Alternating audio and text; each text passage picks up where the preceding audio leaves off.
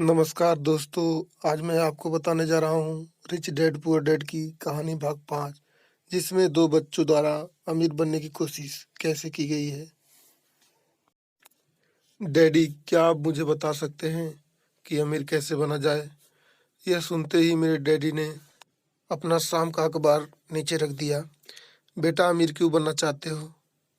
क्योंकि आज जिमी की मम्मी अपनी नई कैडिलक कार में आई और वे लोग पिकनिक पर अपने समुद्र वाले घर जा रहे थे। जिमी अपने साथ अपने 3 दोस्तों को ले गया, परंतु माइक और मुझे नहीं ले गया। उसने हमसे यह कहा कि हमें इसलिए नहीं ले जाएगा क्योंकि हम लोग गरीब बच्चे थे। उसने ऐसा कहा? डैडी ने अविश्वास से पूछा। हाँ, बिल्कुल ऐसा, मैंने दर्द भरी आवाज़ में कहा। डैडी ने अपना सिर हिलाया, नाक तक चश्मे को चढ़ाया और फिर अखबार पढ़ने लगे। मैं उनके जवाब का इंतज़ार कर रहा। यह 1956 की बात है। तब मैं 9 साल का था। किस्मत की बात थी कि मैं उसी पब्लिक स्कूल में जाता था जिसमें अमीर लोगों के बच्चे पढ़ते थे। हम शुगर के प्लांटेशन के कस्बे में रहते थे। प्लांटेशन के मैनेजर और कस्बे के बाकी अमीर लोग जैसे ड्राइवर, बिजनेसमैन और बैंकर अपने बच्चों को पहली क्लास से छठी क्लास तक इसी स्कूल में भेजते थे। छठी क्लास के बाद बच्चों को प्राइवेट स्कूल में भेजा जाता था। अगर मेरा परिवार सड़क के दूसरे छोर पे रह रहा होता तो मुझे अलग तरह के स्कूल में भेजा जाता, जहाँ मेरे जैसे परिवारों के बच्चे पढ़ते थे। छठी क्लास के बाद इन बच्चों की तरह मैंने भी पब्लिक, इंटरमीडिएट और हाई स्कूल किया होता, क्योंकि उनकी ही तरह मेरे लिए भी प्राइवेट स्कूल में जाना संभव नहीं था। मेरे डैडी ने आखिर अखबार को रख ही दिया। मुझे पता था कि वे क्या सोच रहे थे। उन्होंने धीमे से शुरुआत की। अमीर बनना चाहते हो तो तुम्हें पैसे बनाना सीखना चाहिए। मैंने पूछा, मैं पैसे बनाना किस तरह सीख सकता हूँ? अपने दिमाग के इस्तेमाल से, उन्होंने मुस्कुराते हुए कहा, जिसका असली मतलब यह था, बस मैं तुम्हें इतना ही बता सकता हूँ, या मैं इसका जवाब नहीं जानता, इसलिए मुझे तंग मत करो। अगली सुबह मैंने अपने सबसे अच्छे दोस्त माइक को अपने डैडी की बातें बताई। जहाँ तक मुझे याद है, उस स्कूल में मैं और माइक ही 2 गरीब बच्चे थे। माइक भी मेरी ही तरह था, क्योंकि वह भी किस्मत की वजह से ही उस स्कूल में था। ऐसा लगता था जैसे किसी ने कस्बे में स्कूलों की सरहदें तय कर दी थी और इसी कारण हम लोग अमीर बच्चों के स्कूल में पढ़ रहे थे। सच कहा जाए तो हम लोग गरीब नहीं थे, परंतु हमें ऐसा लगता था क्योंकि बाकी सभी बच्चों के पास नए बेसबॉल ग्लव्स, नई साइकिलें और हर चीज़ नई होती थी। मम्मी और डैडी ने हमें ज़रूरत की सभी चीज़ें दी थी, जैसे खाना, घर, कपड़े, लेकिन इससे ज़्यादा कुछ भी नहीं। मेरे डैडी कहा करते थे, अगर तुम्हें कोई चीज़ चाहिए तो उसके लिए काम करो। हमें बहुत सी चीज़ें चाहिए थी, लेकिन 9 साल के बच्चों के करने के लिए ज़्यादा काम मौजूद नहीं थे।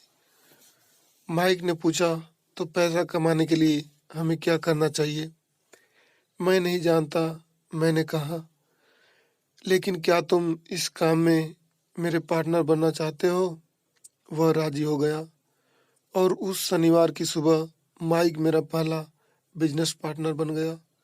हम दोनों पूरी सुबह यही सोचते रहे कि पैसा किस तरह कमाया जाए। कभी कभार हम उन बेफिक्र बच्चों के बारे में बातें करते रहे जो जिमी के समुद्र तट पर मजे कर रहे होंगे। इससे थोड़ी चोट पहुंची थी, परंतु यह चोट अच्छी थी, क्योंकि इसने हमें यह सोचने के लिए प्रेरित किया कि पैसा कैसे कमाया जाए। आखिरकार उस दोपहर को हमारे दिमाग में बिजली कौंध गई। यह एक ऐसा विचार था जो माइक ने किसी विज्ञान की किताब में पढ़ा था। रोमांचित होकर हमने अपने हाथ मिलाए और पार्टनरशिप के पास एक बिजनेस था। अगले कुछ हफ्तों तक मैं और माइक आसपास के इलाके में दौड़ भाग करते रहे। हम दरवाजों पर दस्तक देते थे और पड़ोसियों से कहते थे कि वे अपने इस्तेमाल किए हुए टूथपेस्ट ट्यूब हमारे लिए रख लें। हैरत से हमें देखते हुए ज़्यादातर लोगों ने मुस्कुराकर हमारी बात मान ली। कुछ ने हमसे पूछा कि हमें टूथपेस्ट ट्यूब क्यों चाहिए। इसके जवाब में हमने कहा, हम आपको यह नहीं बता सकते, यह एक बिजनेस सीक्रेट है। सप्ताह गुजरते गए और मेरी माँ बहुत दुखी हो गई। अपने कच्चे माल को इकट्ठा करने के लिए हमने जो जगह चुनी थी वह उसकी वॉशिंग मशीन के ठीक पास थी, एक भूरे कार्डबोर्ड के डिब्बे में जिसमें कभी कचरे की बोतलें रखी रहती थी। हमारे इस्तेमाल किए हुए टूथपेस्ट के ट्यूब की संख्या बढ़ने लगी। आखिर एक दिन माँ के सब्र का बांध टूट गया। पड़ोसियों के मुड़े टुड़े और इस्तेमाल किए हुए टूथपेस्ट ट्यूब को देखते देखते वे ऊब गई थी। उन्होंने पूछा, तुम लोग कर क्या रहे हो? और मैं यह नहीं सुनना चाहती कि यह एक बिजनेस सीक्रेट है। इस कचरे को साफ कर दो या मैं इसे उठाकर बाहर फेंक देती हूँ। माइक और मैंने उनके हाथ पैर जोड़े और उन्हें यह बताया कि जल्दी ही हमारा कच्चा माल पर्याप्त जमा हो जाएगा और फिर हम उत्पादन शुरू कर देंगे। हमने उन्हें बताया कि हम कुछ पड़ोसियों का इंतजार कर रहे थे ताकि वे अपने इस टूथपेस्ट के ट्यूब खत्म कर लें। माँ ने हमें एक हफ्ते की मोहलत और दी। उत्पादन शुरू होने की तारीख करीब आ गई थी। दबाव बढ़ चुका था। हमारे वेयर हाउस के मालिक यानी मेरी माँ ने हमारी पहली पार्टनरशिप कंपनी को जगह खाली करने का नोटिस थमा दिया था। अब माइक का काम यह था कि वह पड़ोसियों को अपने टूथपेस्ट जल्दी खत्म करने के लिए कहे और साथ में यह भी जोड़ दे, दांत के डॉक्टरों का कहना है कि दिन में कई बार ब्रश करना चाहिए। मैं उत्पादन की प्रक्रिया को ठीक ठाक करने में जुट गया। एक दिन मेरे डैडी अपने एक दोस्त के साथ कार में बैठकर पोर्च में आए और उनके आश्चर्य का ठिकाना नहीं रहा जब उन्होंने वहाँ 9 साल के 2 बच्चों को उत्पादन की प्रक्रिया में पूरी गति से जुटे देखा। हर जगह बारीक सफ़ेद पाउडर बिखरा हुआ था। एक लंबी मेज पर स्कूल से लाए गए दूध के छोटे कार्टून थे और हमारे परिवार की हिवाची ग्रिल लाल दहकते कोयले के साथ अधिकतम गर्मी पर जल रही थी। डैडी सावधानी से चलकर हमारे करीब आए। चूंकि हमारे उत्पादन की प्रक्रिया ने पोर्च पर करना कर लिया था, इसलिए उन्हें कार बाहर ही खड़ी करनी पड़ी। जब वे और उनके दोस्त पास आए तो उन्होंने कोयले के ऊपर रखा एक स्टील का बर्तन देखा जिसमें टूथपेस्ट के ट्यूब पिघल रहे थे। टूथपेस्ट प्लास्टिक के ट्यूब को स्टील के बर्तन में डाल देते थे ताकि वो पिघलकर द्रव रूप में आ जा सके। इस पिघलते हुए शीशे को हम छोटे छेद वाले दूध के कार्टनों में डाल रहे थे। दूध के इन कार्टनों में प्लास्टर ऑफ पेरिस भरा था। हर तरफ फैला सफ़ेद पाउडर प्लास्टर ही था जिसमें हमने पानी मिलाया था।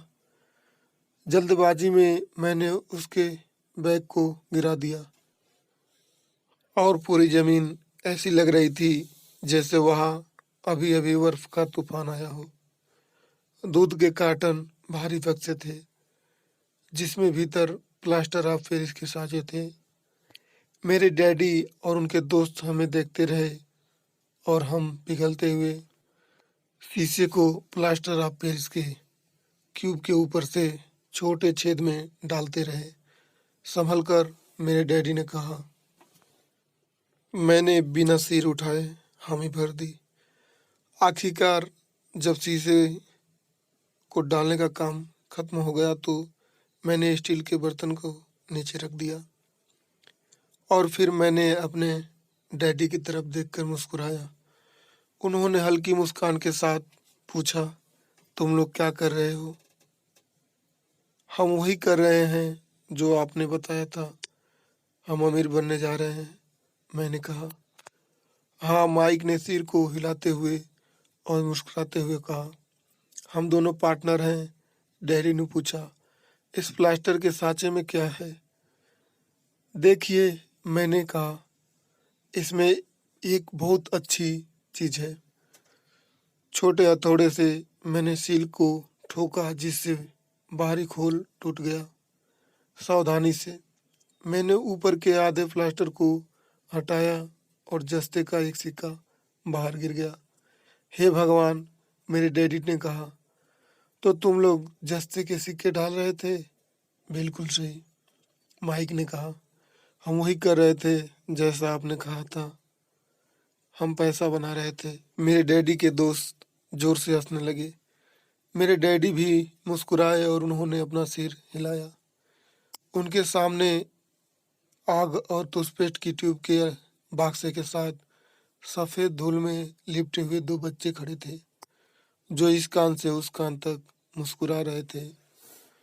उन्होंने हमसे कहा कि हम सब कुछ छोड़कर उनके साथ चले और घर के सामने वाली सीढ़ी पर बैठे। मुस्कुराते हुए उन्होंने हमें जालसाही शब्द का मतलब समझाया। हमारे सपने धराशायी हो गए थे, तो आपका मतलब है कि यह गैरकानूनी है? माइक ने कांपती आवाज में पूछा। छोड़ो भी, डैडी के दोस्त ने कहा। हो सकता है कि बच्चे अपनी जन्मजात प्रतिभा को विकसित कर रहे हों। मेरे डैडी ने उन्हें घूरते रहे। हाँ, यह गैरकानूनी है, डैडी ने नरमी से कहा।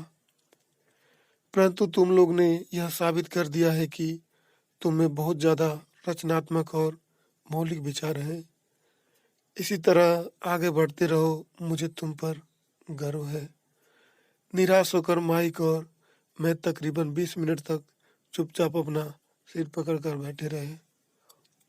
इसके बाद हमने सारा अटाला साफ करना शुरू किया।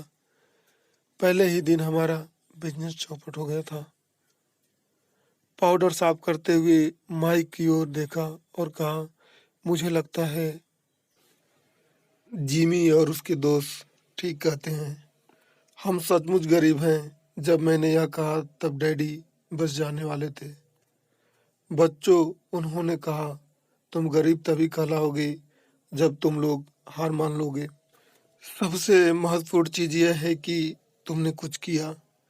ज़्यादातर लोग केवल अमीर बनने के बारे में ही बातें करते रहते हैं और उसके सपने देखते रहते हैं।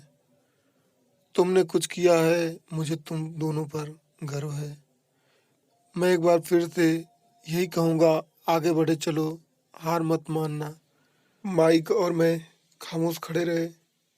ये शब्द सुनने में अच्छे थे, परंतु हमें यह पता नहीं था हमें क्या करना चाहिए। तो ऐसा क्यों है डैडी कि आप अमीर नहीं हैं? मैंने पूछा। क्योंकि मैंने एक स्कूल टीचर बनने का फैसला किया था। स्कूल के टीचर अमीर बनने के बारे में नहीं सोचते। हम सिर्फ पढ़ाना पसंद करते हैं। काश कि मैं तुम लोगों की मदद कर सकता, परंतु हकीकत में मैं यह नहीं जानता कि दौलत कैसे कमाई जाती है। माइक और मैं पलटे और अपने सफाई अभियान में जुट गए। डैडी ने कहा, अगर तुम लोग यह सीखना ही चाहते हो कि अमीर कैसे बना जाता है, तो मुझसे मत पूछो। माइक, तुम अपने डैडी से यह सवाल पूछो। मेरे डैडी, माइक ने हैरानी से कहा। हाँ, तुम्हारे डैडी, मेरे डैडी ने मुस्कुराकर दोहराया। तुम्हारे डैडी का और मेरा बैंकर एक ही है और वह तुम्हारे डैडी की बहुत तारीफ करता है। उसने मुझे कई बार यह बताया है कि पैसा बनाने में तुम्हारे डैडी का कोई जवाब नहीं है। मेरे डैडी, माइक ने एक बार फिर हैरानी से पूछा। फिर ऐसा क्यों है कि स्कूल के अमीर बच्चों की तरह हमारे पास शानदार कार और आलीशान बंगला नहीं है? शानदार कार और आलीशान बंगले के होने का यह मतलब नहीं होता कि आप निश्चित रूप से अमीर हैं। या आप पैसा बनाने की कला जानते हैं? डैडी ने जवाब दिया, जिमी के डैडी शुगर प्लांटेशन में काम करते हैं। उनमें और मुझ में ज़्यादा फर्क नहीं है। वे एक कंपनी के लिए करते हैं और मैं सरकार के लिए। कंपनी उन्हें कार खरीद कर दे देती है। इस समय शक्कर की कंपनी आर्थिक संकट में फंसी हुई है और जिमी के डैडी के पास जल्द ही कुछ नहीं बचेगा। तुम्हारे डैडी अलग हैं माइक। ऐसा लगता है कि वे एक साम्राज्य बनाने जा रहे हैं और मेरा अंदाजा है कि कुछ ही सालों में वे बहुत अमीर बन जाएंगे। यह सुनकर माइक और मैं एक बार फिर रोमांचित हो गए। नए उत्साह से हमने अपने डूबे हुए व्यवसाय के कचरे साफ करना शुरू कर दिया। जब हम सफाई कर रहे थे तो हमने यह भी योजना बना ली कि कब और कैसे माइक के डैडी से बात की जाए। समस्या यह थी कि माइक के डैडी बहुत ज़्यादा काम करते थे और देर रात तक घर नहीं लौटते थे। माइक के डैडी के पास कई warehouse, construction company, stores की श्रृंखला और 3 रेस्तरां थे। रेस्तराओं के कारण ही उन्हें घर लौटने में देर हो जाती थी। सफाई खत्म करने के बाद माइक बस पकड़कर अपने घर चला गया। वह अपने डैडी से बात करने वाला था, चाहे वे कितनी ही देर से घर लौटे, और उनसे पूछने वाला था कि क्या वे हमें अमीर बनने की तरकीब सिखाने के लिए तैयार हैं। माइक ने मुझसे वादा किया कि जैसे ही वह अपनी डैडी से बात कर लेगा वह मुझे फ़ोन करेगा, चाहे कितनी ही देर क्यों न हो जाए। फ़ोन रात 8:30 बजे आया।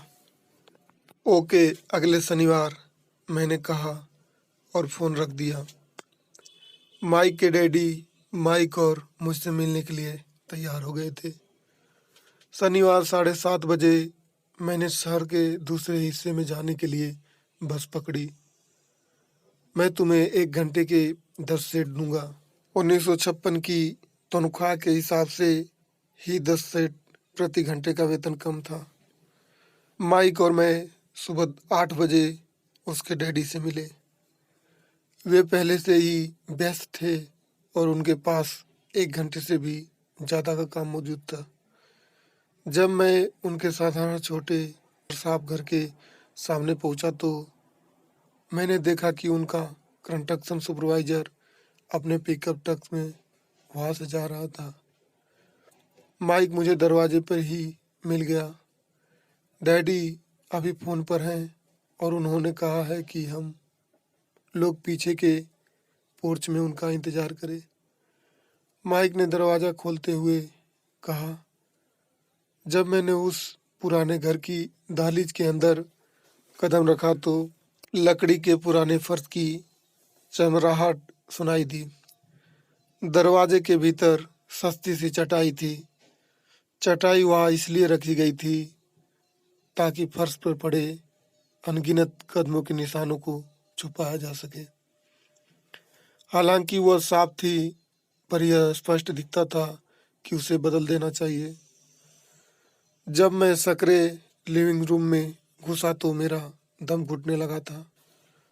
वहाँ पुराने फर्नीचर की बू आ रही थी और निश्चित रूप से उस फर्नीचर को संग्रहालय में होना चाहिए था। सोफे पर 2 महिलाएं बैठी थी, जिनकी उम्र मेरी माँ से थोड़ी ज़्यादा होगी। महिलाओं के सामने एक पुरुष मजदूरों के कपड़ों में बैठा हुआ था। उसने खाकी पैंट और खाकी शर्ट पहन रखा था। हालांकि कपड़े साफ और प्रेस किए थे, परंतु उनमें स्टार्च नहीं किया गया था। उस आदमी की उम्र मेरे डैडी से लगभग 10 साल ज़्यादा होगी, शायद 45 साल। जब मैं और माइक उसके पास से गुजरते हुए किचन की तरफ गए जहाँ से फोर्ज का रास्ता था, तो वे मुस्कुराए। मैं भी जवाब में शर्मा कर मुस्कुरा दिया। ये लोग कौन है? मैंने पूछा। अरे ये लोग डैडी के लिए काम करते हैं। बूढ़ा व्यक्ति उनके वेयर हाउस को संभालता है और महिलाएं रेस्तराओं की मैनेजर हैं। और तुमने उस कंस्ट्रक्शन सुपरवाइजर को तो देखा ही होगा जो यहाँ से 50 मील दूर एक सड़क परियोजना पर काम कर रहा है। उनका दूसरा सुपरवाइजर जो बहुत से घर बना रहा है वह तुम्हारे आने के पहले ही जा चुका है। क्या ऐसा हमेशा ही होता है? मैंने पूछा। हमेशा तो नहीं, पर अक्सर ऐसा ही होता है, माइक ने कहा और मेरे पास अपनी कुर्सी खींचते हुए मुस्कुराया। अगर आपको वीडियो अच्छी लगी है तो लाइक, शेयर, कमेंट और चैनल को सब्सक्राइब करना ना भूलें, ताकि आगे भी इसी तरह की वीडियो बनाता रहूं। धन्यवाद। जय हिंद, जय भारत।